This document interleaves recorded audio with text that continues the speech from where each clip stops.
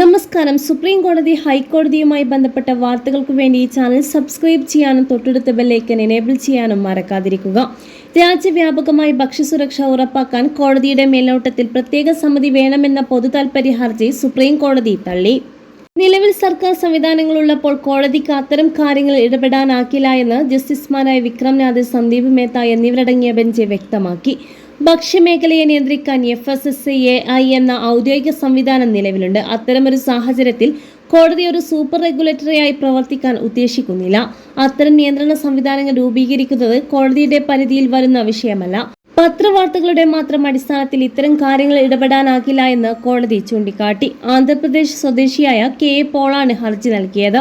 ഭക്ഷ്യവസ്തുക്കൾ വൃത്തിഹീനമായ സാഹചര്യത്തിലാണ് നിർമ്മിക്കപ്പെടുന്നതെന്നും അതിനാൽ കോടതി ഇടപെട്ട് സമിതി രൂപീകരിക്കണമെന്നായിരുന്നു ഹർജിയിലെ ആവശ്യം.